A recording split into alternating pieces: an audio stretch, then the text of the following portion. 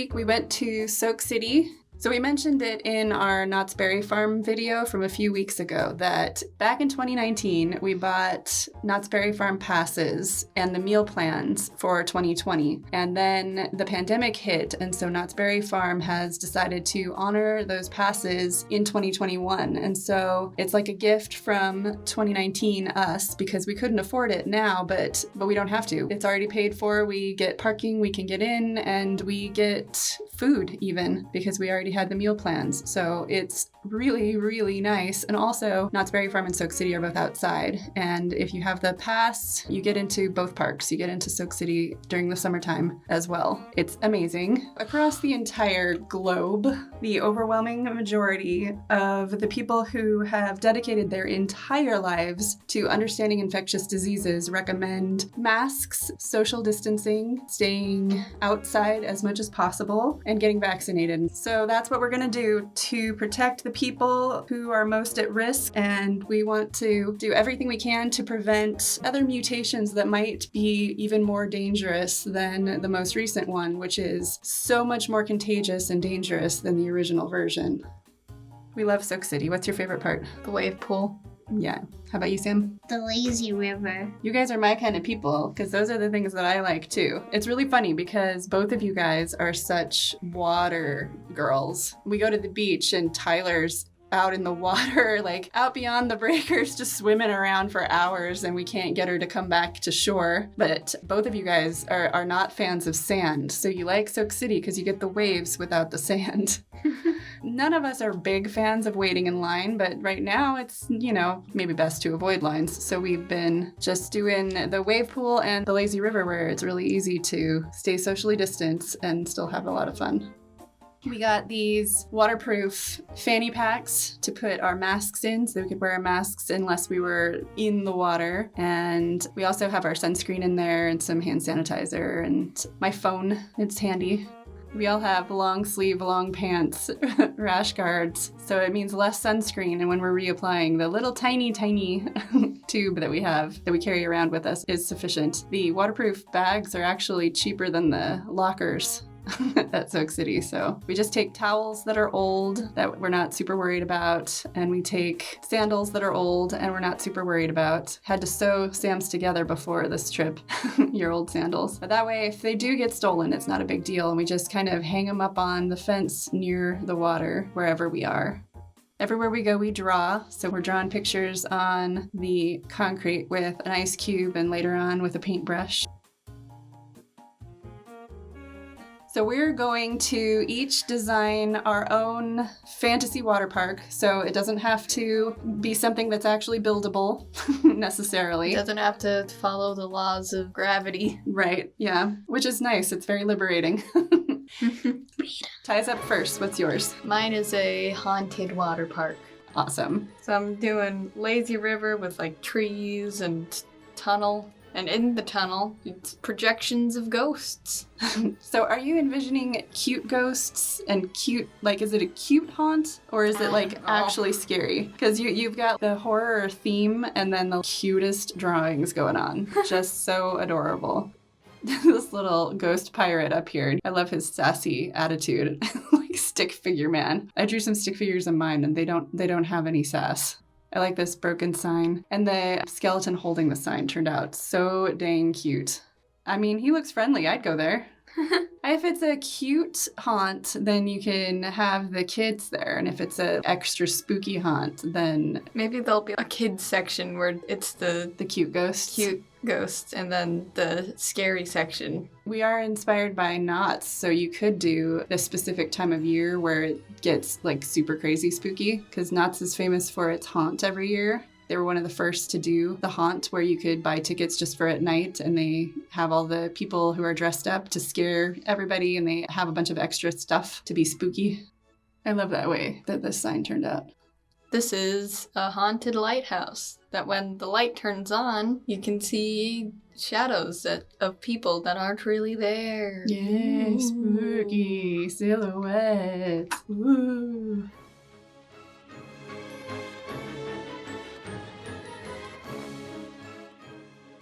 the cutest kraken I've ever seen. I love this idea of having these be the water slides, the kraken water slide. That's such a good idea. I thought that was a pizza for a second. The first time when I was editing it, I was like, oh, pizza. I think I was hungry. And until the mouth came in, there was a split second where I was like, pizza. Yeah, it's Pepperoni eyeball. I guess it's pepperoni eye socket. foam shipwrecks in the wave pool. Yeah. So Ty drew a few more things, but wasn't screen recording. So in a second, we're going to get a more detailed ghost pirate. He's a ghost pirate, right? I kind of drew him as a skeleton. You can't really see. Oh, no, he's totally a skeleton. And then the zombie shark. Zombie sharks are a thing on the internet right now. You're very on trend, as always. And then maybe it's an animatronic on the lazy river, so whenever you go by it'll... That'd be awesome. There's a shark on the lazy river at Knott's. But it doesn't move. It doesn't move. Sam and I took a different approach, and I built 3D messy versions of our water parks in SketchUp. This is Google SketchUp. There's a free web app version of this program, so it's amazing. A lot of students and stuff use this program because it's free. This is not the web app, but I took photographs of the coral and I imported them into Photoshop and took out the backgrounds, and then I stuck them in. I took a pile of rocks from the 3D warehouse in SketchUp and I imported those and made them all different shapes and sizes and stuck them in. And then we kind of used that as inspiration.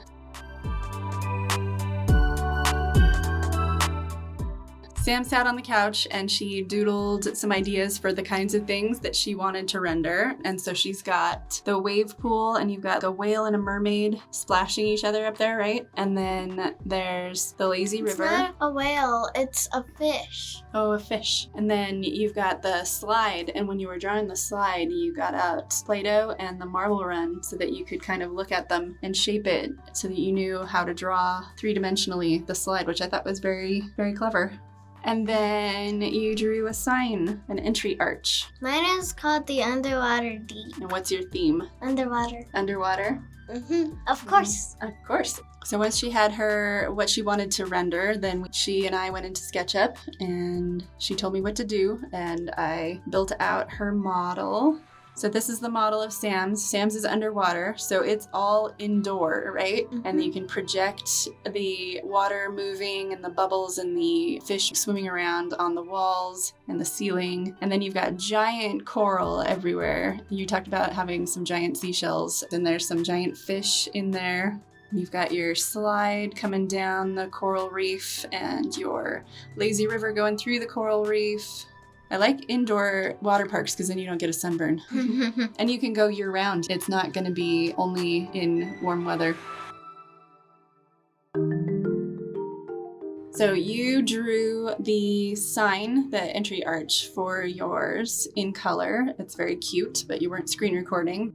This is you drawing you and Tyler underneath the arch for scale, because that's how designers do it. They put in people for scale. So you got you guys in your typical go into the water outfits with your ponytails and your Smiles. yeah, and your goggles and your rash guards and your sandals. These turned out really cute. I like how you had you guys walking away through the arch. It's tricky to draw that kind of a action, and I think you did a good job. It looks like you guys are walking through together and happy to be there. I tried to make it so it's more like I was looking up or something. Yeah. And I ended up making a chin that looked like a real chin, and that's not my style, so I tried to change it. It's cute. I love the skirts on you guys' bathing suits.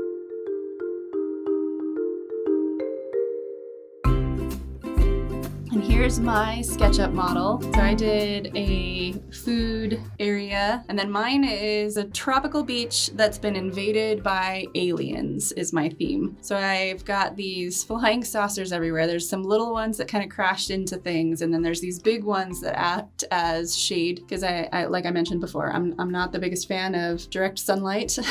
So I think landing as many of these flying saucers as possible to give us as much shade as possible is good. And then I created these little alien creatures, these little wiggly guys, because they're easy to draw and they're fun and silly. And I figure, while we're not worried about money or gravity, then we'll just stick these little animatronic aliens all over the place. So I've got the wave pool here, and there's the big shading flying saucer doing the shade and the little aliens hanging off of it. And then there's the building where the waves come from that'll be painted to look like the horizon, and it'll have some boats that kind of stick off of it to try to sell the illusion, so it looks like you're just looking out to sea. And then we've got, trees and rocks and sand, not actual sand because, we don't like sand in our bathing suits. So I figure it's fun aliens, they're just curious, and maybe they crashed into some things and messed up some things and mixed up some flavors of the drinks at the drink hut, and maybe they don't understand what's happening around them, but they're interested and they're nice. They're not out to destroy us. They're just kind of curious and maybe a little accidentally destructive.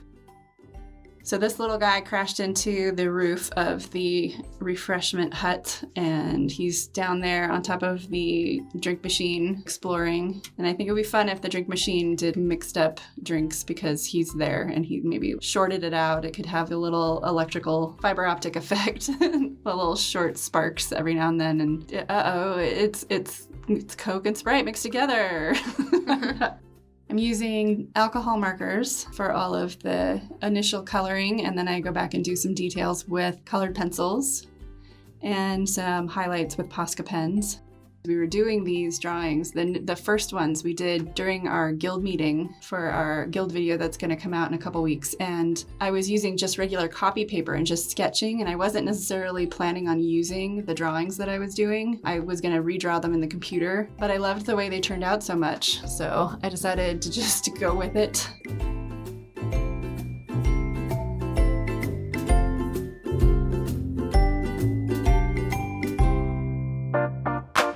My goal was to create some drawings that are sort of in the style of Mark Davis. Mark Davis was one of Walt Disney's original 9 Old Men. They were the original animators for Walt Disney. They are the ones who developed the Disney animation style, and then when Walt Disney was developing the concept for Disneyland, he had these artists who were already on his staff do a lot of the designing and drawing for Disneyland. They were the first Imagineers, and Mark Davis did a lot of design work on my favorite rides.